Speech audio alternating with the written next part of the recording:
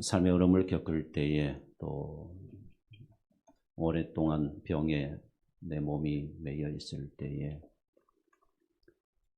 또 내가 원하는 대로의 삶이 길을 걸어가고 있지 않다라고 생각될 때에 또 실패의 자리에 있을 때에 우리는 낙심하고 또 근심하게 됩니다. 우리의 삶에 있는 이 모든 고통과 질병과 아픔과 눈물과 한숨과 절망과 이 모든 것들을 한 단어로 표현하자면 바로 고난이라고 할 수가 있을 것입니다. 이 고난 속에는 경제적인 의미로 물질의 어려움을 당하는 것, 또 실패로 인하여서 공고함을 겪는 것, 그 의미도 있고, 또 육체적으로 내가 질병의 괴롭힘을 당하고 또 병이 들고 아프고 고통을 느끼고 살아가는 것, 또 사회적으로 보게 되면 세상 가운데서 실패할 수도 있고 또 낙오자도 될 수도 있고 또 누군가로부터 모함을 겪기도 하고 또 직장과 사회생활 가운데서 어려움을 겪는 것, 또 우리에게는 믿는 자들에게는 영적으로 하나님 앞에 늘 부끄럽고 죄의 습관으로 인해서 늘 하나님 앞에 죄송하고 또 믿는다는 것으로 인하여서 사람들로부터 소외를 당하고 따돌림을 당하고 예수 믿는다는 것으로 인하여서 차별을 당하고 손해를 겪고 이 모든 것을 한 단어로 말씀드린다면 바로 고난이라고 할 것입니다. 이 고난이 나를 붙들 때에 우리는 참 마음이 어렵습니다. 고난과 내 마음과 현실이 좀 분리되었으면 얼마나 좋겠습니까? 그때는 잠시 마음이 떠나가 있다가 다시 회복하고 그러면 얼마나 좋겠습니까만은 늘 여러분 우리가 내가 겪고 있는 현실과 마음은 늘 같이 갑니다. 같이 가서 같이 하고 힘들어하고 아파합니다. 이렇게 여러분 절망하고 힘들어할 때에 우리는 어떻게 해야 될 것인가? 내 삶을 다시 회복할 수 있을 것인가? 실패했을 경우에 내가 다시 일어설 수 있을 것인가? 몸이 아프고 여러분 계속해서 힘들 때에 내가 다시 건강을 회복할 수 있을 것인가? 내가 다시 이전처럼 강건한 모습으로 내가 하나님 앞에 나아갈 수가 있을 것인가? 잃어버린 내 인생이라는 시간을 과거에 내가 경험했던 그 행복의 순간들을 내가 다시 회복할 수 있을까? 다시 맛보면서 남은 인생을 살아갈 수 있을까? 그런 근심을 하게 되고 고뇌를 하게 됩니다. 그럴 때 여러분 내 안에 뭔가 말할 수 없는 그 힘을 가지고 용기를 가지고 내가 박차고 일어서면 좋겠는데 그 일어서는 것이 너무 힘들단 말이죠. 말처럼 그렇게 쉽지가 않습니다. 다시 회복하면 되지. 누군가에게 위로할 때 다시 회복하면 되지 않습니까? 그렇게 우리는 말을 잘 합니다만은 그게 그렇게 쉽지가 않아요. 다시 회복한다는 거 정말 어렵습니다. 영적으로 회복하는 것도 그렇고 또 한 번은 실패했는데 여러분 그 실패의 자리에서 인생의 실패의 자리에서 다시 회복한다는 것, 제가 아는 어떤 분은 가까이 계시는 분 중에 한 분은 이미 수십 년 전에 그 물질이 한번 넘어지니까 수십 년이 지나도 그 회복하기가 참 어렵더라고요. 다시 원래 그 자리로 돌아간다는 것이 쉽지가 않습니다. 그래서 여러분 우리는 이 고난이라는 현실에 부딪히게 되면 낙심하게 되고 우리는 절망하게 되고 또 자꾸만 인생을 비관적으로 그렇게 생각하면서 살아갈 수밖에 없습니다. 늘 두려움이 내 마음을 떠나지 아니하고요. 늘 근심이 내 마음을 떠나지 않습니다. 혹 여러분 오늘 우리 함께 예배드리는 우리 가운데 여러분 이 고난 속에 어쩌면 우리 모두 다가 여러분 이 고난이라는 이 단어 속에 다 포함되어 있을 것입니다. 그렇다면 우리가 어떻게 살아가야 할 것인가? 하나님께서 오늘 여러분들에게 성령께서 여러분의 그 마음을 터치하여 주시고 성령께서 여러분 마음을 위로해 주시고 다시 소망의 날개로 소망의 은혜로 여러분들을 인도하여 주시기를 주님의 이름으로 축복합니다. 최근 여러분 자신의 경험담을 중심으로 해서 세상 살아가는 방식에 대해서 감성 토크 형식으로 그렇게 전달하는 매개체가 많이 방송에도 있고 또 유튜브에도 많이 있습니다. 여기에 나오는 사람들 몇몇을 보게 되면 유명한 분들도 있습니다. 정말 성공해서 그 자신이 겪었던 그 삶의 과정을 남김없이 그렇게 이야기하고 그리고 청중들의 그 마음을 또 함께 만들고 그리고 청중들에게 다시 어떤 그 용기와 힘을 불어넣는 분도 있고 또 그 가운데 어떤 분은 정말 일반인들이에요. 어떤 유명 인사가 아니고 일반인들이 나와서 자신의 삶의 그 여정 하나, 과정 하나를 오픈하면서 어떻게 이겨왔는가를 극복했는 것인가를 감성 형식의 토크가 있는데 그 가운데 여러분 잘 아시는 쇠밭이라는 프로그램 있죠. 쇠밭이 세상을 바꾸는 시간. 거기는 매번 이렇게 나오는 인물들이 사람들이 다른데 지난달 2월 26일 날에는 어떤 분이 나왔냐 하면 우리나라 그 개그우먼, 개그맨인데 여성이죠. 유명한 여성 개그우먼입니다. 이분이 나와서 이야기를 했습니다. 토크 형식으로 이야기를 했어요. 저도 과거에 이분의 기사를 한번 본 적이 있습니다. 그래서 이분이 많은 고통을 겪었고 아픔을 겪었습니다. 그리고 이제 긴 시간이 지난 다음에 다시 이제 앞에 나오게 된 거죠. 이분이 유명한 여성 개그우먼이 나와서 이렇게 이야기합니다. 자신의 삶의 고난이 찾아왔을 때 매일매일 숨만 쉬며 지냈던 날들이었습니다. 이렇게 고백합니다. 그러면서 어떻게 사람의 눈에서 그렇게 눈물이 많은지 어떻게 한 사람의 이 전혀 눈물이 나올 것 같지가 않은데 어떻게 눈물이 나에게 이렇게 눈물이 많은지 몰랐다 그러면서 스스로 극복하고 싶지도 않고 현재 자신의 지금 그분이 처한 제가 그 상황들을 다 설명해 드릴 수는 없습니다만은 대중매체 대중으로부터 엄청난 비난을 받고 그로 인해서 엄청난 고통을 받았습니다. 그 과정 속에 이분이 이렇게 고백하는 거죠. 스스로 극복하고 싶지도 않았습니다. 그리고 이 문제를 풀고 싶지도 그런 마음도 생기지 않았습니다. 그리고는 제가 이런 결론을 내리는데 아하, 이것은 내가 끝나야 되는 문제이구나. 내가 끝나야 되는 문제이구나.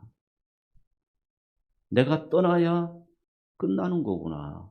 그렇게 생각이 들더라는 겁니다. 여기서 여러분 내가 떠나면 끝난다는 말이 뭔가 하면 자살을 의미합니다. 그래서 그런 생각이 들면서 이분이 여러 차례 자살을 시도합니다. 실제적으로 우리가 여러분 통계적으로 보았을 때도 삶에 고난이 왔을 때에 자살률이 2배 내지 3배 갑자기 올라갑니다. 그것은 우리의 마음이 그만큼 힘들고 우리가 삶의 중심을 잡을 수 있는 것이 없다는 이야기죠. 여러분 어디 이분만의 이야기겠습니까? 우리 가운데도 그런 마음이 드시는 분들이 있을 것입니다. 성경에도 이런 분이 있어요. 성경에도 이런 인물이 있습니다. 열왕기상 18장에 이 인물이 나오는데 바로 엘리야라는 사람입니다. 이 엘리야는 하나님으로부터 부름을 받은 선지자로 놀라운 능력을 행했던 분이죠. 그가 갈멜산에서 바알 선지자들과 맹렬하게 싸움을 합니다. 바알 선지자들이 와서 그들의 신을 향해서 외치고 부르고 춤추고 난리법석을 합니다. 그리고 심지어는 엘리야 앞에서 갈멜산에서 그들의 꼭대기에서 그들의 자의를 해가면까지 바알 선지자를 외칩니다. 그들이 믿는 그 신을 찾고 찾았지만 그 바알은 그들에게 응답하지 않았습니다. 그럴 때 엘리야가 담대하게 섭니다. 일대 850에 그 위기 속에서, 그 두려움 속에서 엘리야는 두려워하지 아니하고 당당하게 엘리야가 섰습니다. 그리고 제단을 쌓고 그 제단 위에 물을 붓습니다. 3차례나 물을 위에서 붓습니다. 다 적십니다. 제단에 다 적시고 그 물이 흘러내려서 고랑을 이루고 물이 시내를 이루었습니다. 그때 엘리야가 드디어 하나님께 나아갑니다. 그리고 하나님께 기도합니다. 열왕기상 18장 36절, 37절, 48절 말씀을 보게 되면 엘리야가 이렇게 고백합니다. 저녁 소재 드릴 때 이르러 선지자 엘리야가 나아가서 말하되 아브라함과 이삭과 이스라엘의 하나님 여호와여, 주께서 이스라엘 중에서 하나님이신 것과 내가 주의 종인 것과 내가 주의 말씀대로 이 모든 일을 행하는 것을 오늘 알게 하옵소서. 이 마음이 어디서 나왔겠습니까? 이 담대함이 어디서 나왔겠습니까? 정말 그 살기등등한 위협 속에서 엘리야는 굴복당하지 아니하고요, 당당하게 맞섰습니다. 그리고 37절 말씀을 보십시오. 여호와여, 내게 응답하소서, 내게 응답하소서. 이 백성에게 주 여호와는 하나님이신 것과 주는 그들의 마음을 되돌리심을 알게 하옵소서. 대단한 기도를 하나님께 드립니다.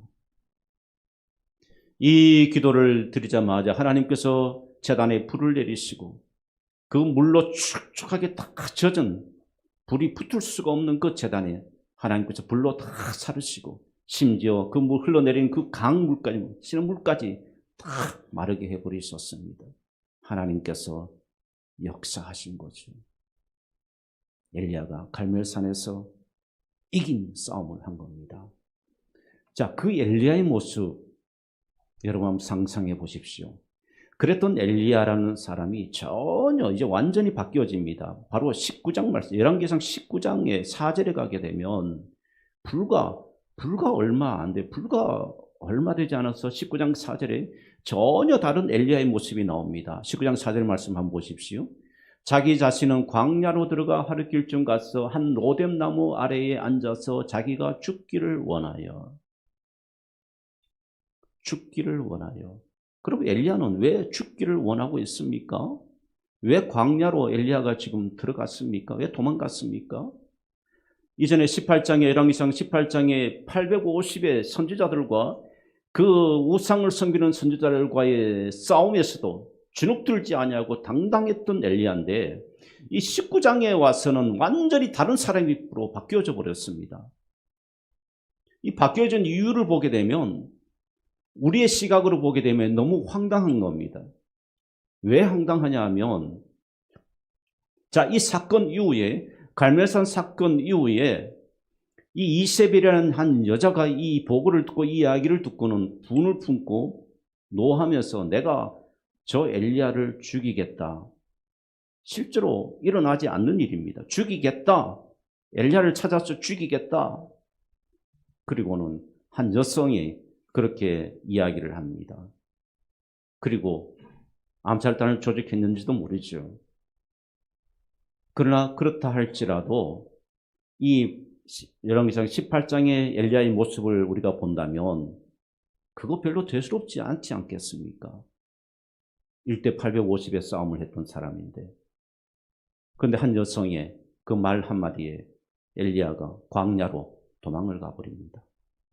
그리고 광야로 도망을 가버리고 로덴 나무에서 하나님 저 차라리 죽여주십시오. 그렇게 지금 엘리야의 모습입니다. 사랑하는 여러분, 조금 좀 불같은 엘리야의 모습은 온데간데 없고 바로 한 연약한 한 사람의 모습으로 바뀌어져 버렸습니다. 여러분, 우리가 우리가 그렇지 않겠습니까?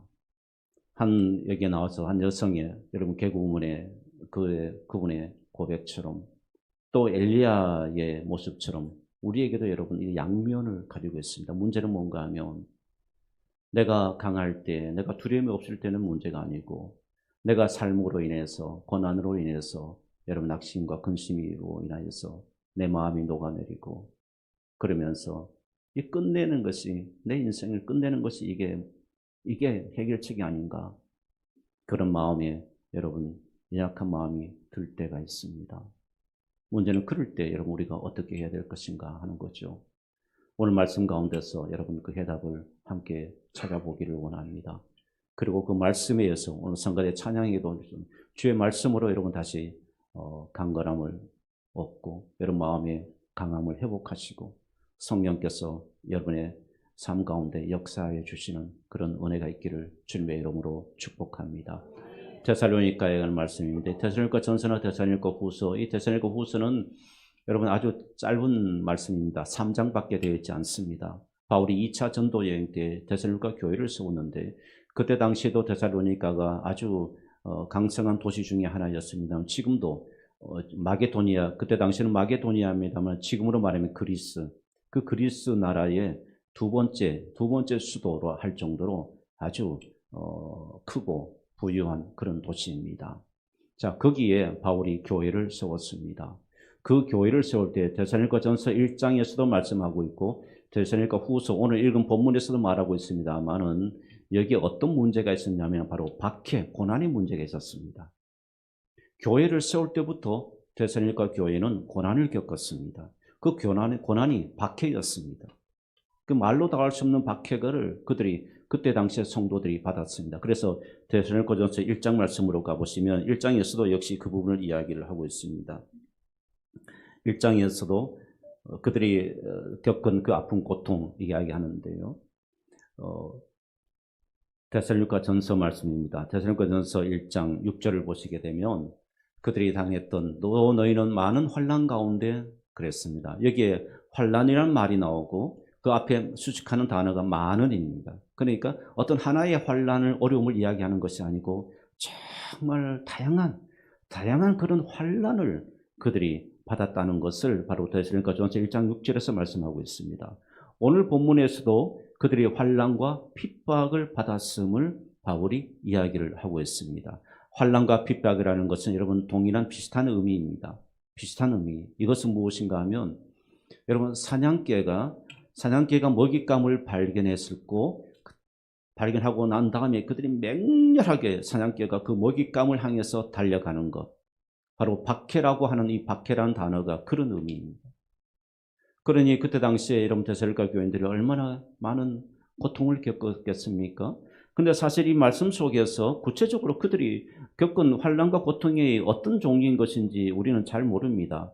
그런데 이것을 우리가 성경을 이해하려고 할 때 성경이 성경으로 풀어라. 그런 성경을 해석하는 데 있어서 그 원리가 있습니다. 그러니까 여기서 보여지지 않는 성경이라 할지라도 다른 성경이어서 여기에 있는 말씀을 이해하도록 그렇게 하나님께서 우리에게 말씀을 주셨다는 거예요. 그래서 성경이 성경으로 이해하라는 말씀이 있습니다. 자, 이 말씀을 히브리서 11장에서 이들이 받았던 그때 당시에 데살로니가 성도들뿐만 아니고 1세기 때 성도들이 경험했던 그 고난이 무엇인가를 히브리서 11장 말씀에서 말씀하고 있습니다. 36절, 37절, 38절 말씀인데 여러분 한번 같이 읽어보겠습니다. 또 어떤 이들은 조롱과 채찍질 뿐 아니라 결박과 옥에 갇히는 시련도 받았고, 여기 보십시오. 조롱과 채찍질, 옥에 갇힌다는 겁니다. 그래서 37절 말씀입니다. 점점 심해집니다. 돌로 치는 것과 톱으로 켜는 것과 시험과 칼로 죽임을 당하고 양과 염소의 가죽을 입고 유리하여 궁핍과 환난과 학대를 받았으니, 이런 고난을 이해할 수가 있겠습니까? 이들이 당했던 이 아픔을 여러분 공감할 수가 있겠습니까? 그리고 38절 말씀입니다. 어떤 사람은 세상에 감당하지 못하니라 그들이 광야와 산과 동굴과 토굴에 유리하였느니라. 점점 36절, 37절, 38절 점층적으로 그들의 고난이 점점 강해지고 있었다는 것을 보게 됩니다. 사실 여러분, 방황유리하면 인생 끝이죠. 집도 잃어버리고 직장도 잃어버리고 다 잃어버리고 유리방황하며 광야와 산과 동굴과 토굴에 가하였다. 여러분, 이 말씀에 여러분 확인하고 싶다면은 여러분 로마를 가보시고 튀르키예, 지금 터키를 가보십시오.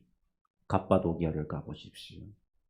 그들이 동굴 속에서 그 믿음을 지키기 위해서 있었던 그 역사의 흔적들을 한번 여러분 거기에서 느껴보십시오. 저는 그 동굴 속에 있으면서 한참 머물러 있었던 적이 있습니다.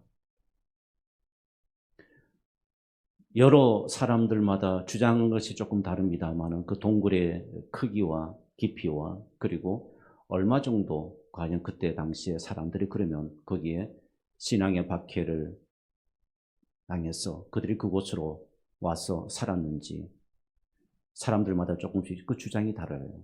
어떤 분들은 대체로 보면 약 1000개의 동굴이 있었다. 그 동굴은 다 여러분 그때 당시에 박해를 받은 사람들이 그곳에서 살았던 현장들입니다.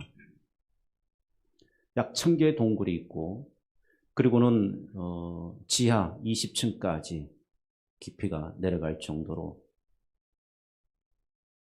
파져 있고 그리고 심지어는 어떤 분들은 거기에 1만 사람들, 어떤 분들은 5만 명이 살 정도로 그들이 거대한 이 동굴을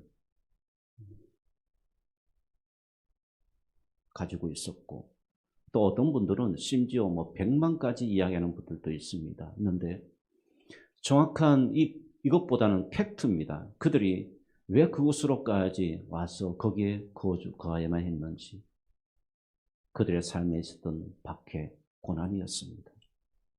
모든 것을 다 잃어버린 고난. 사랑하는 여러분, 우리는 제가 말씀을 준비하면서도 초대교회 당시에 이때 당시에 이분들이 데살로니가 성도들이 경험했던 고난, 박해 제가 말로 다 표현할 수가 없었습니다.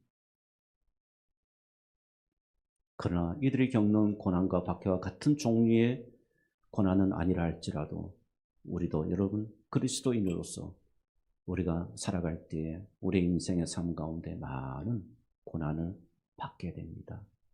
그 고난 앞에 우리가 무너질 때가 있죠. 낙심될 때가 있습니다.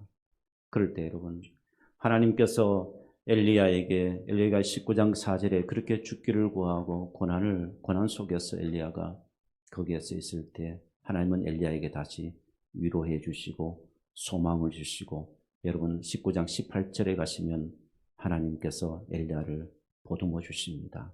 어떻게 보듬어 주시는지 한번 보십시오. 열왕기상 19장 18절 말씀입니다. 그 말씀에 보게 되면 하나님께서 엘리야에게 다시 위로해 주시면서 내가 너를 위해서 7천이나 남겨두오노라. 그러니 엘리야야 낙심하지 말고 절망하지 말고 다시 용기를 가지고 다시 일어서라. 하나님께서 그렇게 일으켜 세우신 것입니다. 사랑하는 여러분, 내가 고난 중에 있다고 생각하십니까? 하나님께서 여러분에게 남겨주신 것이 있습니다. 믿습니까? 그게 뭔지는 모릅니다. 그러나 분명하게 있습니다. 하나님은 그의 사랑하는 자를 완전히 무너지지 않게 하십니다. 뭔가를 남겨두고 계세요. 사람을 준비하셨는지 사건을 준비해 두셨는지 모릅니다. 그러나 하나님은 그 엘리야를 이렇게 하나님께서 내가 너를 위해서 남겨둔 자가 있어. 엘리야야 너 혼자 있는 것이 아니야. 그러면서 그를 위로하고 다시 일으켜 세우신 것처럼 하나님께서도 여러분에게 그 음성을 들려주시고 여러분이 그 고난의 현장에서 다시 일어서시게 되는 그 복을 누리시기를 주님의 이름으로 축복합니다. 여러분 오늘 말씀 가운데 데살로니가 성도들에게 그렇게 그들이 일어서 주셨던 비밀이 있습니다. 여러분 4절 말씀을 다시 한번 보십시오. 오늘 본문의 4절 말씀입니다. 여기에 보게 되면 중요한 단어가 두 단어가 나옵니다. 함께 읽겠습니다. 그러므로 너희가 견디고 있는 모든 박해와 환난 중에서 너희 인내와 믿음으로 말미암아 하나님의 여러 교회에서 우리가 진히 자랑하노라. 이게 뭔가 하면 하나님 바울이 봅니다. 바울이 이야기합니다. 그들 데살로니가 교인들이 무너질 것 같았는데 박해 속에서 고난 가운데서 그들이 다 무너질 것 같았는데 그들이 무너지지 아니하고 인내와 믿음으로 견디고 극복했던 그 데살로니가 성도들을 생각할 때마다 나는 이제 너희들을 자랑하게 되었노라. 그렇게 말씀하고 있는 겁니다. 사랑하는 여러분, 고난이 아픔이 자랑이 되시기를 축복합니다. 주님의 자랑이 되시기를 축복합니다. 하나님께서 그렇게 만들어 주실 줄 믿습니다. 절대로 끝이 아닙니다. 세바시에 나왔던 한 여성의 고백처럼 끝이라고 우리는 생각하지만 끝이 아니에요. 그분도 끝이 아니었기 때문에 그렇게 여러분 출연할 수 있게 되었지 않겠습니까? 끝이 아닙니다. 하나님께서 우리가 인내와 믿음을 가지게 되면 여러분 하나님께서 일으켜 주십니다. 엘리야에게 예비하셨던 그 복을 우리에게도 하나님께서 부어주실 줄 믿습니다. 포기하지 마십시오. 절망하지 마십시오. 저는 인내와 믿음을 다른 단어로 표현을 해봤습니다. 시편 42편 5절 말씀으로 제가 좀 바꾸어 보았습니다. 시편 42편 5절 말씀에 이 인내와 믿음을 다른 표현으로 좀 바꾸어 보았는데 함께 읽겠습니다. 내 영혼아 네가 어찌하여 낙심하며 어찌하여 내 속에서 불안해하는가? 너는 하나님께 소망을 두라. 그가 나타나 도우심으로 말미암아 내가 여전히 찬송하리로다. 하나님께 소망을 두는 것입니다. 인내와 소망은 하나님께 인내와 믿음은 하나님께 소망을 두는 거예요. 이거는 내가 스스로 가지겠다고 가지는 것이 아니라 성령께서 내 마음에 그렇게 주시는 것입니다. 성령께서 내 마음에 그렇게 주시니까 내가 소망을 가지게 되는 거예요. 내가 소망을 가지게 되니까 내가 땅을 바라보던 시선이 누구를 향해서 하늘을 바라보게 되는 겁니다. 주님을 바라보게 되는 거죠. 주님을 바라보게 되니까 나에게 소망이 생기게 되는 겁니다. 할렐루야. 주님을 바라보게 되니까 어둠이 나로부터 내 마음에서 내가 어둠에 매였던 내 마음이 사라지게 되는 겁니다. 떠나가게 되는 거예요. 사단이 내 마음을 붙들지 않게 되는 겁니다. 내가 주를 바라보지 않고 그냥 문제 속에 고난 속에서 땅을 바라볼 때는 어둠이 계속해서 내 마음을 붙들고 내가 끝나면 끝나는 것이 아닌가라고 그런 생각까지 나를 끌고 가지만 사단이 나를 끌고 가지만 여러분 끌고 갈 때에 인내와 믿음으로 주를 바라보면서 하나님의 소망을 두면서 그 고리를 끊어버리십시오. 예수의 이름으로 끊어버리게 되면 내 시선이 다시 주를 향하게 되는 것입니다. 주만 바라보게 되는 거예요. 상황은 똑같아도 여러분 이미 게임 끝입니다. 믿습니까? 하나님께서 여러분에게 예배하신 은혜를 내가 주를 바라볼 때에 예배하신 은혜를 맛볼 수 있기 때문입니다. 사랑하는 여러분, 주를 바라보는 은혜가 있기를 축복합니다. 견디고 고난 속에서도 인내와 믿음으로 주를 바라보므로 여러분 가운데 하나님께서 만져주시고 위로해 주시고 터치해 주시고 다시 새 힘을 주시는 그 은혜를 누리기를 소망합니다.